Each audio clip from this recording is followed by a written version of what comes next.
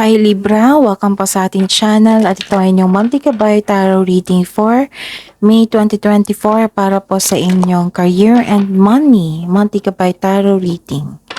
This is career and money po ni Libra ngayong Mayo. Please be reminded that this is channel reading po. Kung naka-resonate kayo, comment down. Kung hindi kayo naka-resonate, ibigay nyo po sa iba kasi general reading po ito.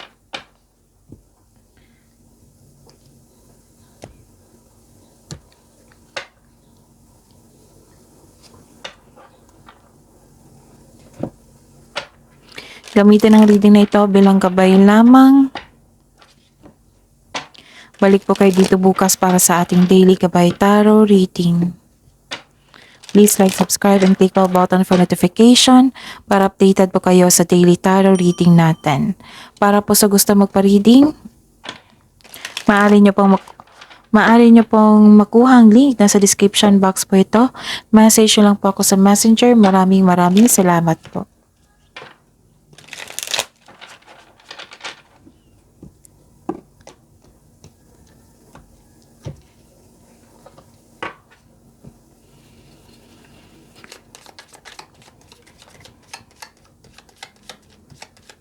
Spirits guides, ano po ang ganap sa career and money po ni Libra ngayong May 2024? I need 3 cards po.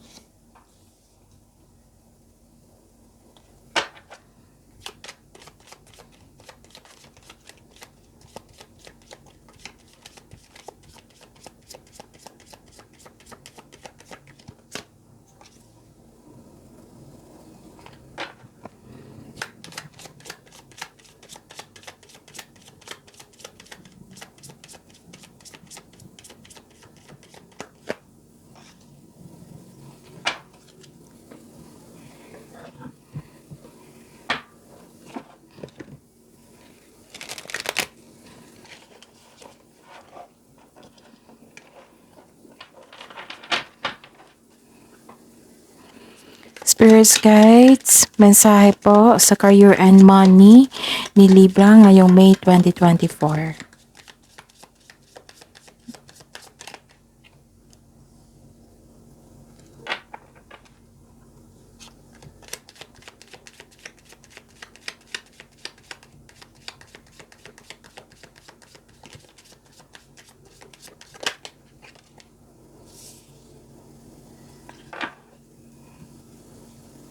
Okay, Libra. This is your career and money. Libra. So, nakapanood na ba kayo sa inyong monthly Gabay Tarot reading for May 2024? Panoorin nyo po ha.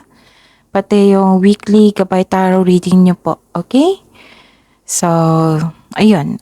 Libra, sa mga suki ko dito, open na po yung schedule natin for booking regarding sa inyong monthly Gabay Tarot reading. Pwedeng focus sa career and money po. Or focus sa love life. Pwede din general lahat. Yung kasama na ang love reading, career and money. Okay? Pwede din focus sa career and money. Okay? So, ayun, sa mga suki ko dito, open na po yung schedule natin for booking. PM nyo po ako for schedule, okay?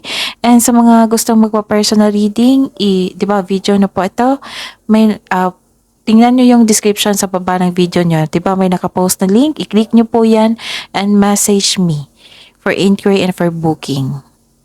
So, maraming salamat po. May nakita ko dito na naguguluhan kayo, nag-overthink po kayo, Libra. Nag-overthink kayo.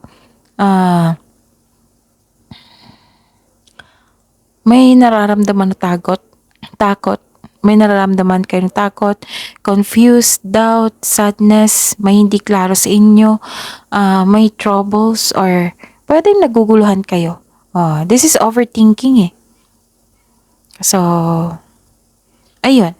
Ingatan nyo lang po baka kasi matrigger yung depression nyo. Okay? And may nakita ko dito regarding to sa love, romance, affection, attraction. This is your emotions. May ganap na ganyan.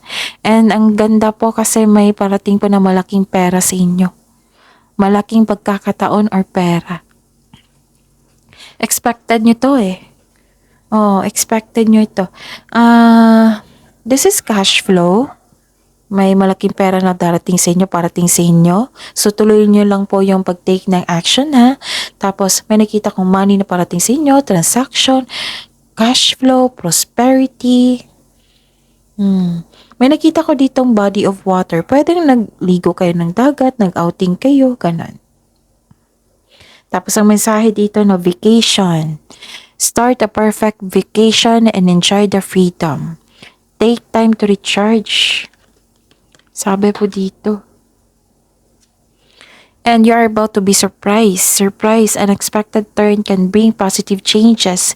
Be ready for changes. Ang ganda. This is all about your career and money, ha? So, it might be this offer is an opportunity. Kasi you are about to surprise, ma-surprise po kayo. Spirits, guys, ano po ang energy ni Libra ngayong May 2024?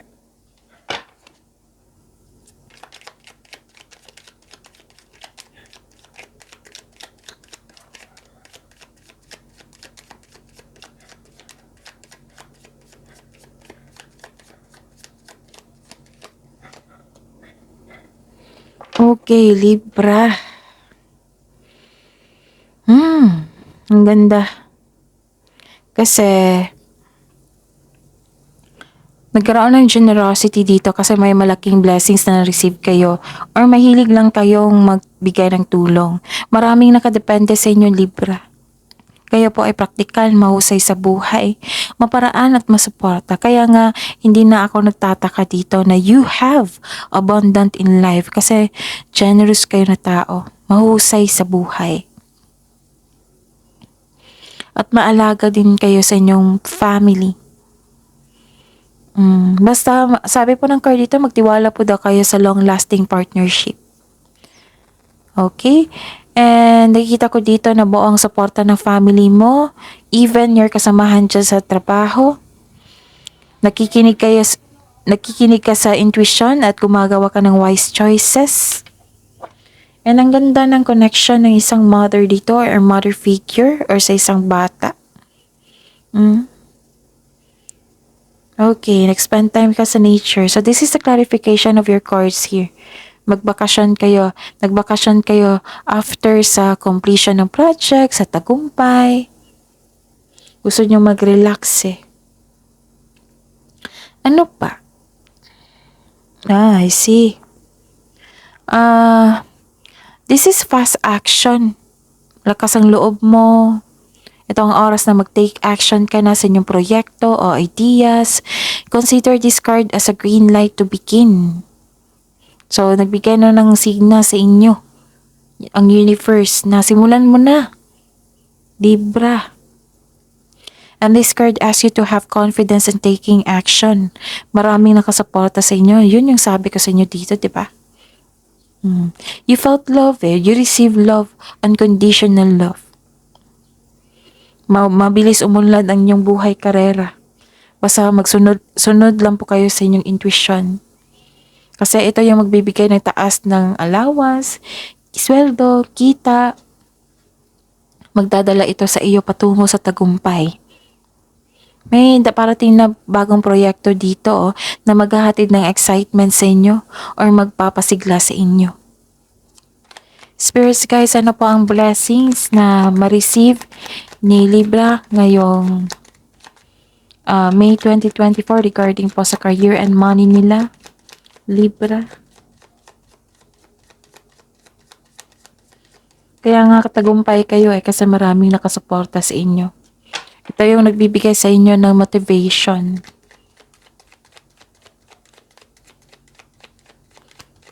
Pero worried lang ako baka sa sobrang busy nyo, baka mapagod kayo. Okay, what's the blessings? Okay.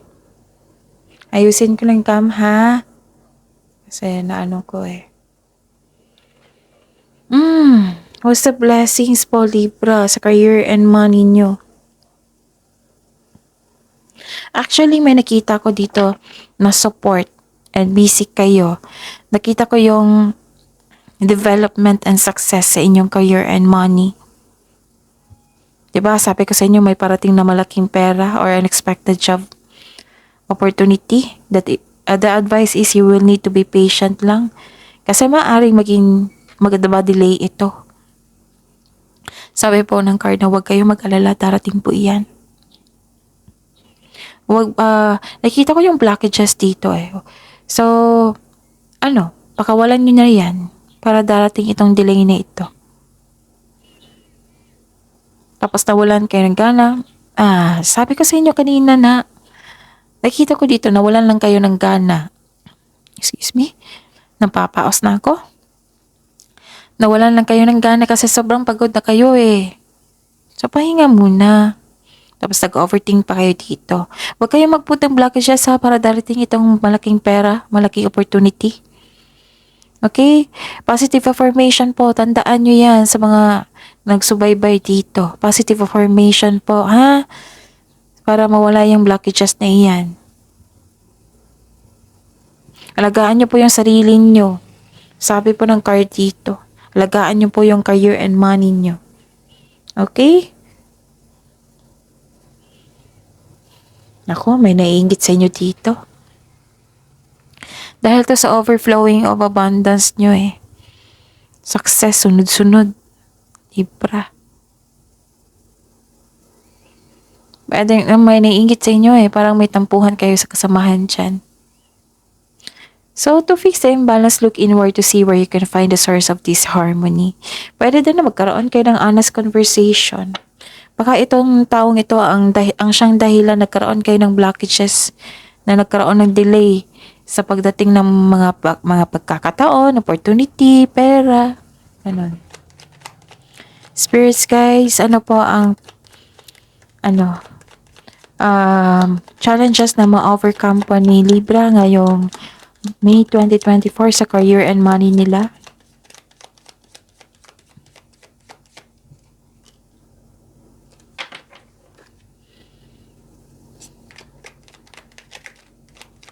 Basta pagod kayo, mainip talaga kayo. Mainip kayo kung may delay, mainip kayo. So kung pagod kayo, magpahinga.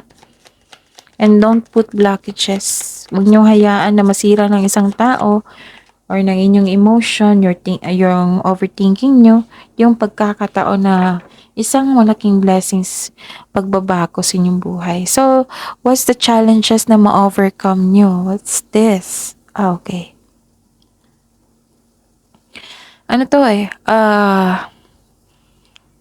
pressured ka, exhausted din. Kasi maraming, di ba, maraming nakadepende sa inyo. Tapusin nyo po yung trabaho nyo kasi sa sobrang pagod nyo, ayaw nyo tapusin yung trabaho. Pwede din, di ba, may, naiingit sa inyo. Parang ayaw mo kausapin, naiinis ka sa kanya. Pinipressure mo yung sarili mo para makuha mo ng maaga yung tagumpay. Naging perfectionist ka, kaya na burnout po kayo. So remember, wag mag-say yes sa isang na hindi akma sa inyong schedule para hindi kayo makaranas ng pag-burnout. Kunin mo lang kung ano ang maaari mong kunin. Busy kayo dito. May ganap na intriga, wag kayong magpapekto. Okay? Mag-ingat kayo sa taong nainggit sa inyo, yung taong manloloko. Yan yung challenge sa inyo. And I'm sure yan yung dahilan, yung blockages. So take an action, pakawalan nyo yung blockages na iyan. And magsubaybay kayo sa daily tarot reading nyo para malaman natin kung ano pa yung ano yung possible action niya or response or gagawin niya. Okay? And nakita ko dito, nanindigan naman kayo. Nakafocus kayo sa inyong career and money. Ito ang focus na ito, magdadala ito sa inyo ng success pa. Mag-success, pagbabago sa trabaho. And nakikita ko na talaga dito yung challenge, yung nainggit sa inyo. Na siya sa inyong achievement yung success, na siya, gusto niya rin.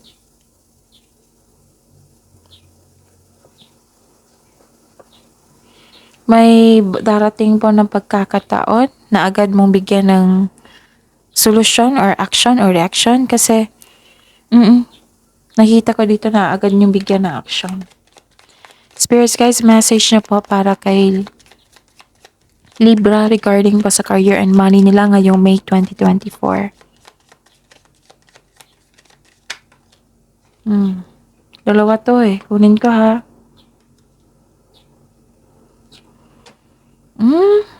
Ang ganda. After nito, huwag po daw kayo mag-alala kasi magkakaroon naman ng pagkakaisa. Kung siya lang isa, out of 10, siya lang isa yung blockages, naging blockages sa inyong buhay. So, yung 9, yun yung dami. Maraming nakasuporta sa inyo, naniniwala sa inyo. Pagkakasundo to eh. Pwede din nagkasundo kayo ulit. Yung naiingit sa inyo. Pero ingat kayo. Baka ugali na niyan. So, this card, may parating na job opportunity or business partnership. Kasosyo. Grab mo na yung opportunity na ito dahil may nakita ko yung financial growth. Pero importante yung konkretong plano ha. Always yan. Kasama yan. Basta po planuhin ng mabuti at sipagan sa araw-araw. Okay? Kasi may nakita kong partnership and pagkakaisa dito. And this is the clarification of your cards here. Nagbigay talaga kayo ng action. That is the very important po. Maraming alok eh. Maraming opportunity dito, Libra. Isa ang maraming alok o ideyang darating sa inyo. Busy kayo sa trabaho. Sobrang busy. May parating talaga na exciting new opportunities na sobrang happy mo. Nakita ko talaga ilang beses na lumabas dito na nagkaroon ng financial stability. Nagkaroon ng abundance sa kaperahan nyo. Wow!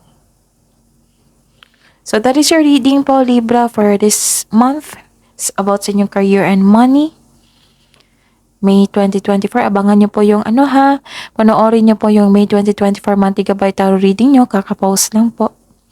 Tapos, at saka yung love reading nyo. Baka bukas or sa susunod na araw.